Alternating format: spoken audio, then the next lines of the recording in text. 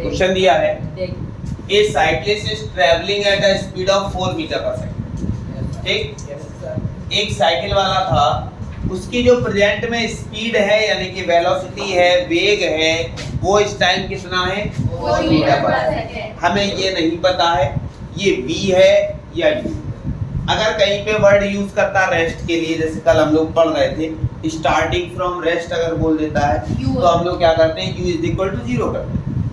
अगर हमारे पास कहीं आगे चल के ऐसा मिल जाता है ब्रेक आर अप्लाइड यानी कि ब्रेक से अप्लाई किए जाते हैं, उसके बाद जाकर हमारी साइकिल वगैरह या बाइक है, कार है, जो भी है, वो ब्रेक लगने के बाद रुकती है तो हम फाइनल वेलोसिटी को 0 कर देते हैं।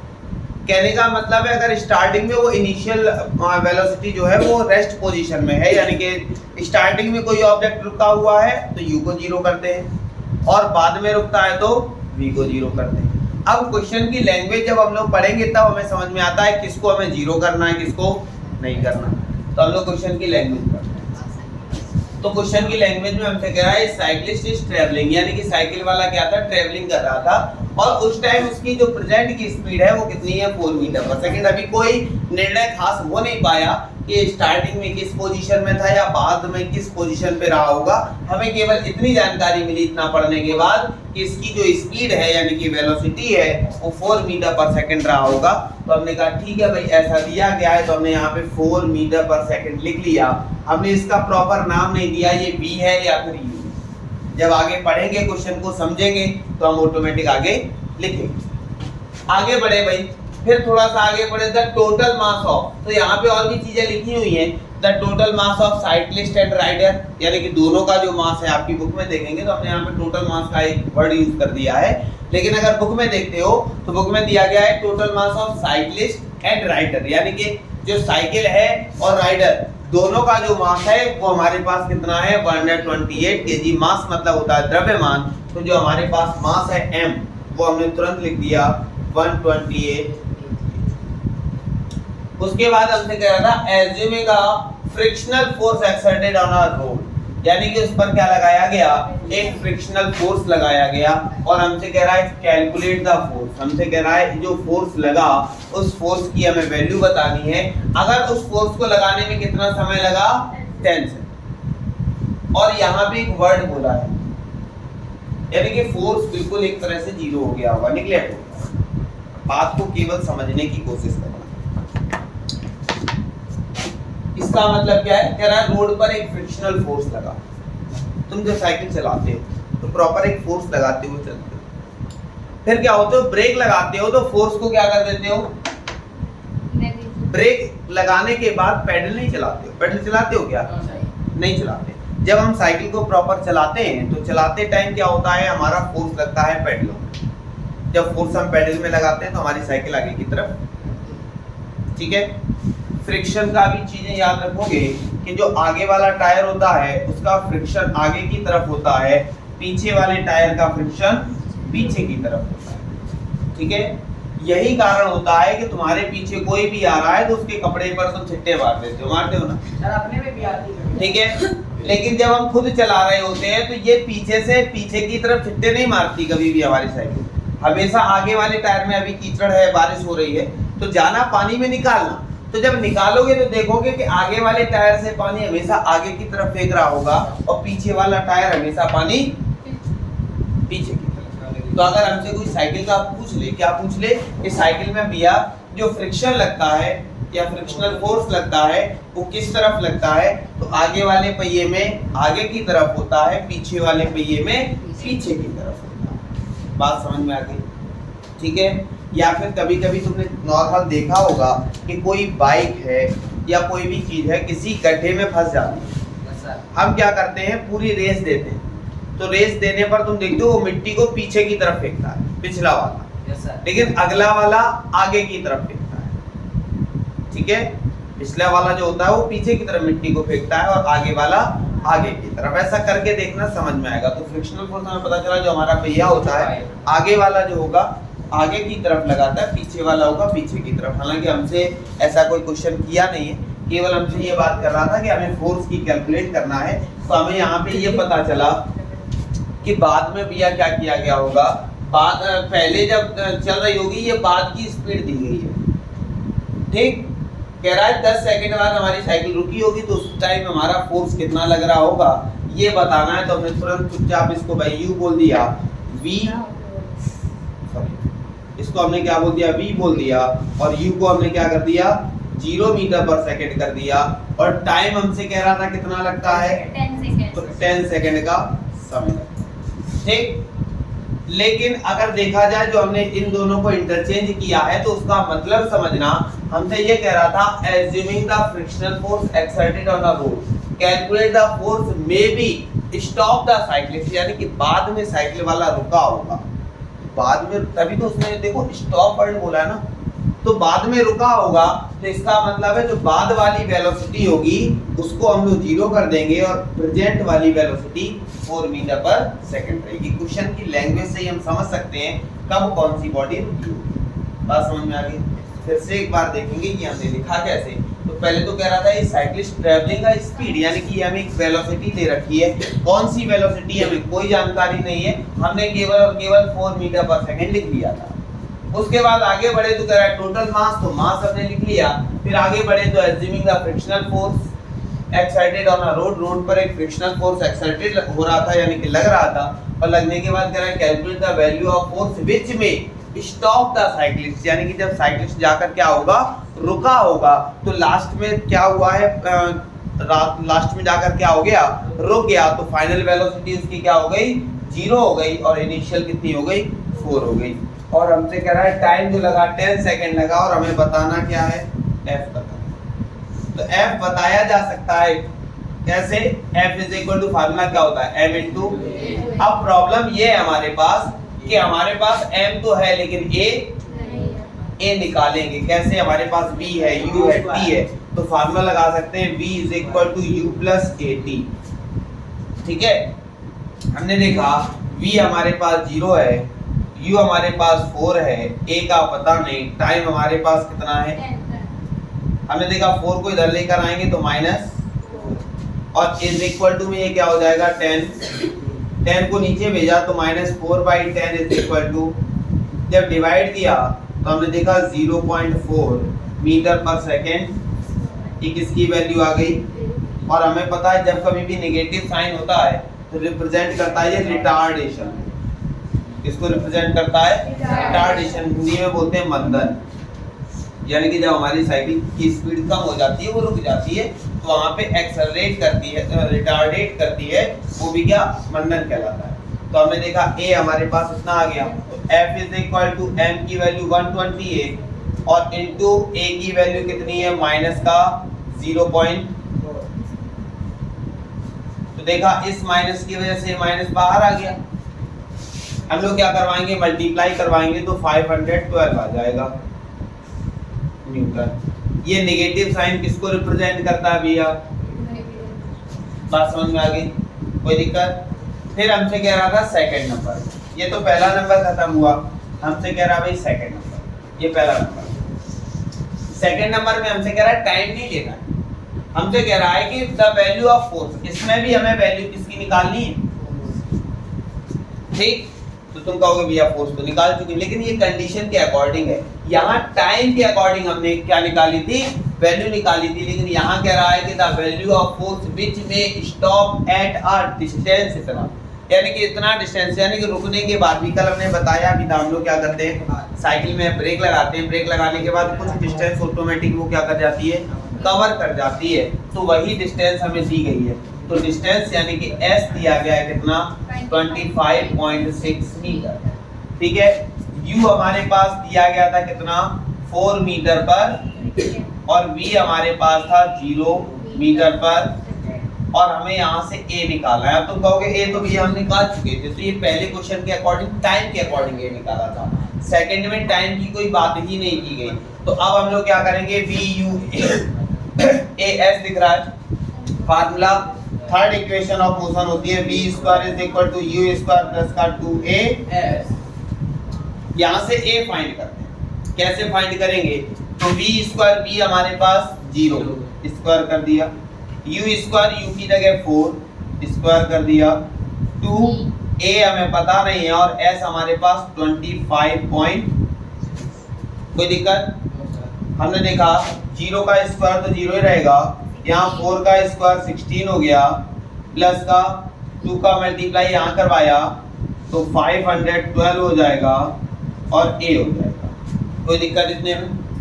16 को हम इस तरफ लिए, ठीक, तो जब 16 को इस तरफ लेकर आए तो ये पॉजिटिव है, इस तरफ आएगा तो माइनस का 16 हो गया और हमारे पास a हो गया। हमें तो a की वैल्यू चाहिए, a की वैल्यू कैसे निकाल सकते हैं? इसको नीचे भेजा तो 16 अपॉन में 51.2 और इक्वल में पॉइंट हटाया 0 बढ़ाया। क्लियर? हम लोग अगर चाहें, तुम्हारी इच्छा है तो 4 से कैंसिल कर लो, तुम्हारी इच्छा अगर 16 की टेबल आती है तो 16 से कैंसिल कर लो, ठीक है, वो तुम्हारे ऊपर डिपेंड करता है तुम किससे कैंसिल करना है। ठीक है, हमने देखा किससे कैंसिल करते हैं, तुम्हें छोटी सी टेबल आती है 4 से कैंसिल करते हैं, 4 से कैंसिल किया तो 40, 4 से इसको कैंसिल किया तो 120। कोई दिक्कत? इतना ही छोड़ दो, ज्यादा कैलकुलेट मत करो। तो जो एक्सेलरेशन आया वो माइनस का 40 अपॉन में 128, हालांकि और भी कैलकुलेट हो सकता है लेकिन कोई आवश्यकता नहीं। हमने देखा एक्सेलरेशन या कह सकते हो रिटार्डेशन जो आया वो माइनस का 40 अपॉन में 128 मीटर पर सेकेंड स्क्वायर आ गया। हमें क्या चाहिए था? हमें तो भैया फोर्स चाहिए था, F चाहिए था। हमने फार्मूला क्या लगाया? F is equal to m into a। तो हमने देखा F तो पता नहीं है, m तो m कितना भैया?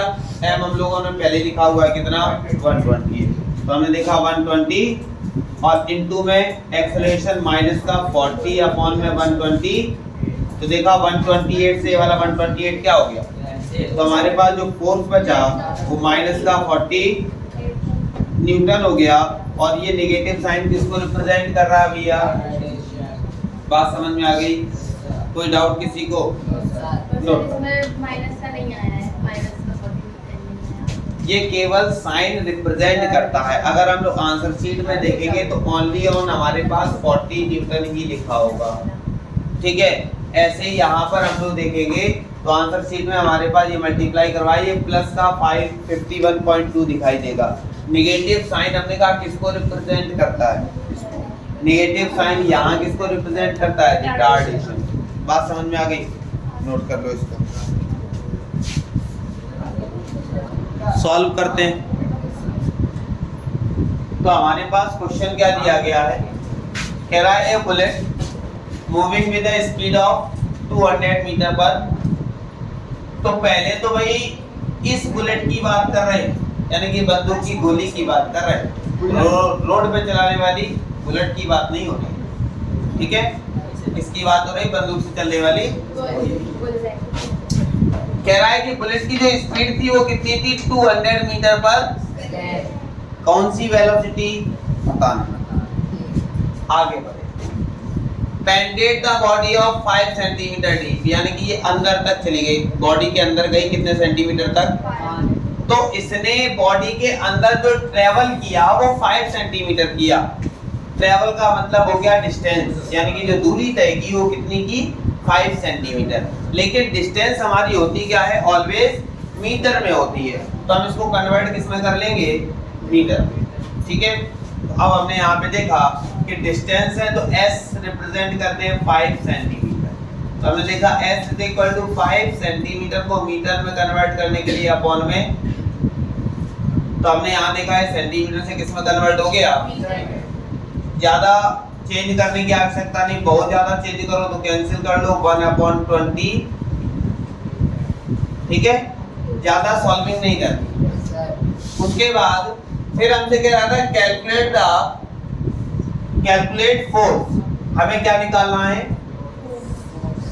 फिर कह रहा है by the body of bullet the mass of the bullet इतना, यानी कि जो बॉडी का बुलेट का मास दे रखा है m, वो कितना है? लेकिन होना भी चाहिए किलोग्राम में, ठीक है। तो किलोग्राम में चेंज करने के लिए अपॉन में 1000। ज्यादा हमने कहा मेहनत नहीं करनी है, यही छोड़ देना है। हमने देखा जो हमारे पास मास आ गया वो 15 अपॉन में, ठीक है। ग्राम में दिया गया था, किलोग्राम में चेंज करने के लिए क्या करते हैं? 1000 का डिवाइड देते हैं तो 1000 का हमने यहाँ डिवाइड किया, किसमें कन्वर्ट हो गया ये किलोग्राम। फिर हमने देखा अभी वेलोसिटी वाली बात रह गई थी। तो कोई भी बुलेट है भाई, जब हम बंदूक को चलाएंगे तो चलाने से पहले वो बंदूक के अंदर रहती है, गोली रहती है ना। तो यानी कि स्टार्टिंग उसकी कहाँ से होती है, रेस्ट से होती है। तो जब स्टार्टिंग रेस्ट से होती है तो हमने बताया था u को 0 मीटर पर, तो ये जो दूसरी वेलोसिटी है वो हमारी v हो जाएगी कितनी, 200 मीटर पर सेकंड। कहीं कोई टाइम की बात तो हुई नहीं है। हमें f निकालना है, तो f के लिए फार्मूला पढ़ा है f = m इंटू, यानी कि अब मेन हम लोगों की जो मंजिल स्टार्ट होती है वो एक्सेलरेशन को फाइंड करने की मेन मंजिल। कैसे फाइंड करेंगे, तो हमने देखा हमारे पास s है, v है, u है, टाइम नहीं है, तो v = u + at लगा नहीं सकते, s = ut + ½ at² लगा नहीं सकते। क्यों? क्योंकि दोनों फार्मूलों में t आता है। जिसमें t ना आए तो हमने देखा थर्ड इक्वेशन ऑफ मोशन, हमने कहा v² = u² + का 2a। अब क्या करते हैं, वैल्यू रखते हैं। v², तो v हमारे पास 200 था, क्या कर दिया, u², तो u हमारे पास 0 है स्क्वायर, 2a और s हमारे पास कितना है 1/20। क्लियर? अब हमने यहाँ पे देखा 20 का स्क्वायर करते हैं, तो हमने देखा 40 इक्वल u 0 का स्क्वायर 0 रहेगा। हमने देखा 2 से 20 कैंसिल किया 10, तो हमारे पास हो गया a/, इसके नीचे 1 और क्रॉस मल्टीप्लाई। ठीक, तो हमने देखा 1 का मल्टीप्लाई a के साथ होगा a, और 10 का मल्टीप्लाई यहाँ हुआ मीटर पर सेकेंड। कोई दिक्कत हमें, लेकिन a से मतलब नहीं था, हमें तो f चाहिए। रखते हैं भाई, f = m, m की वैल्यू क्या है 15/, तो यहाँ हमने लिखा 15/ में, और इनटू a, तो a अभी निकाला, हमने देखा 3 0 से 3 0 का काम खत्म हो गया। हमारे पास बचा क्या क्या, f = 15 इनटू में, तो f = 15 4 जा होता है 60, तो 6000। कोई दिक्कत? बाद में कैलकुलेशन सरल हो, इसी वजह से हमने देखो यहाँ ज्यादा छेड़खानी नहीं की, यहाँ ज्यादा छेड़खानी नहीं की। तो कोशिश किया करो कैलकुलेशन को आसान बनाने की। अब देखो 3 0 से 3 0 कट गए, हम क्या करते भाई 5 से काट लेते, ऊपर 3 आता, यहाँ नीचे 2 करके कुछ आ जाता, फिर हम 2 का डिवाइड देते, घूमते, कोई मतलब नहीं। कैलकुलेशन को आसान बनाने के लिए जितना आसान रखोगे, जितनी आसान कैलकुलेशन होगी, टाइम हमारा उतना बचेगा, और हमें भी श्योरिटी होती है नहीं हमारा आंसर सही है। बात समझ में आ रही है? चलो इसको नोट कर लो भाई।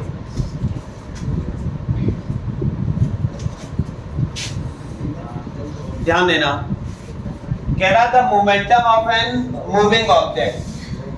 ठीक है, तो याद रखोगे जो मोमेंटम होता है उसको p से रिप्रेजेंट करते हैं, और p से पावर को भी रिप्रेजेंट करते हैं। ठीक है, p से पावर भी होता है और p से मोमेंटम भी होता है। तो जब p से पावर होगा तो उसकी यूनिट लिखी होगी वॉट। ठीक है, जब कभी पावर, जैसे हम लोगों ने वर्क पावर एनर्जी चैप्टर पढ़ा था, तो उसमें p फॉर पावर पढ़ा था, और यहाँ p फॉर मोमेंटम पढ़ेंगे, यानी कि p से डिनोट करेंगे। तो पावर की यूनिट होती है वॉट, लेकिन अगर मोमेंटम की बात करें तो मोमेंटम की यूनिट होती है किलोग्राम मीटर पर सेकेंड। ठीक, दोनों में यही डिफरेंस है यूनिट का।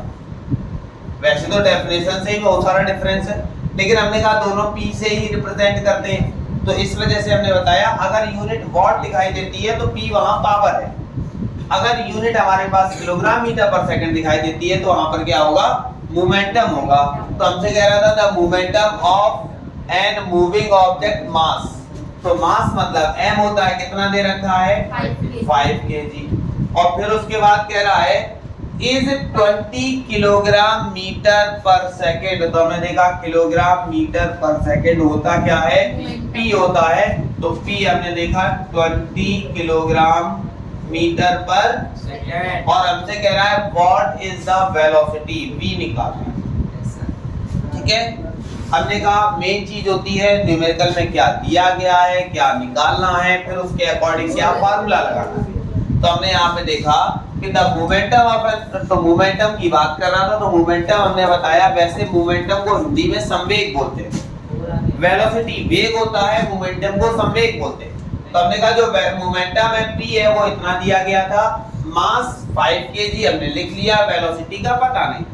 हमने देखा तीनों से मिलके एक फार्मूला बना हुआ है, शायद याद हो तो। हाँ सर, P क्या फार्मूला है? p is equal to m into v। ठीक, अब हमने देखा p 20 है, m हमारे पास 5 है और v पता नहीं। 5 को नीचे भेजा तो 20/5 इक्वल में v, 5 से कैंसिल किया 4, तो जो वेलोसिटी आ गई वो 4 मीटर पर सेकंड। कोई दिक्कत? नोट कर लो। हो गया सर। ध्यान देना, तो क्वेश्चन में हमसे कह रहा है कि एन ऑब्जेक्ट 2 किलोग्राम, यानी कि एक ऑब्जेक्ट है उसका मास कितना। तो हमने देखा जो हमारे पास m होगा वो कितना हो जाएगा 2 kg।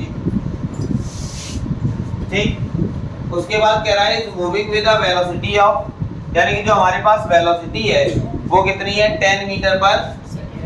तो हमने यहाँ पे v लिख दिया कितना 10 मीटर पर। आगे बढ़े तो कह रहा है फाइंड द मोमेंटम, यानी कि हमें क्या करना है, मोमेंटम निकालना है, p निकालना है। तो तीनों से मिलके एक फार्मूला बना है, p is equal to m into v। तो p is equal to m हमारे पास, v हमारे पास 10, तो p इक्वल कितना आ जाएगा 20। इसकी यूनिट याद रखेंगे किलोग्राम मीटर पर सेकंड। बात समझ में आ गई? Yes sir. ये तो हमारा p आ गया। Yes sir. फिर हमसे कह रहा था कि calculate the value of force, यानी कि अब हमें फोर्स p निकालना है। ये तो हमारा p निकला। ठीक, अब हमें क्या निकालना है, फोर्स भी निकालना है, विच में रिड्यूस द वेलोसिटी। अगर वेलोसिटी को क्या कर दिया जाए, रिड्यूस कर दिया जाए, कम कर दिया जाए। यानी कि पहले वेलोसिटी हमारी कितनी थी 10, अब रिड्यूस करके कितनी आ गई 0। यानी कि अगर अब की वेलोसिटी देखी जाए तो हमने देखा पहले वेलोसिटी 10 थी ना, तो पहले 10 थी तो हमने कह दिया पहले की वेलोसिटी u है, तो u को हमने लिख दिया 10 मीटर पर सेकंड। अब घटकर कितनी हो गई 0, तो प्रेजेंट की हो गई, तो वो हमारे पास हो जाएगी v कितनी 0 मीटर पर सेकंड। फिर हमसे कह रहा है जो डिस्टेंस लगी वो कितना लगा 10 मीटर। तो डिस्टेंस हमारी होती है s, वो कितना हो गया 10। हमसे कह रहा था फोर्स निकालना है, तो फोर्स के लिए फार्मूला होता है F is equal to m into a। a तो होता है यस सर। तो हमने देखा F is equal to m into a होता है, तो F is equal to m, तो m की वैल्यू कितनी है 2। और यहाँ देखा a, तो a हमारे पास पता ही नहीं है। अगर a और पता होता तो हम फोर्स निकाल सकते थे, तो a कहाँ से निकालेंगे, यहाँ से। तीनों से मिलके कोई एक फार्मूला बना है, तो क्या v square is equal to u square plus का 2as v स्क्वायर, तो v की जगह u स्क्वायर, तो हमने देखा 10 और 10 का प्लस का 2as, तो a तो हमें पता नहीं लेकिन s हमें जानकारी है कितनी है 10। तो यहाँ देखा 0, 10 का स्क्वायर प्लस मल्टीप्लाई हुआ तो 20, 100 को इस तरफ ले आए, तो इस तरफ लेकर आएंगे तो -100, और यहाँ 20 को नीचे भेजा, तो 100 अपॉन में कितना हो गया इज इक्वल टू 20 से कैंसिल करेंगे तो माइनस का 5 मीटर पर सेकेंड। तो ये तो एक्सेलरेशन आया है, नेगेटिव आया तो एक्सेलरेशन को क्या बोल देंगे, रिटार्डेशन आया। अब जब a की वैल्यू आ गई बस उठा के पुटअप ही तो करनी है, तो हमने यहाँ देखा a की जगह माइनस, तो f इज इक्वल टू हमारे पास माइनस का 10 न्यूटन, या अगर आंसर शीट के अकॉर्डिंग देखें तो केवल और केवल 10। कोई दिक्कत? नोट कर लो भाई।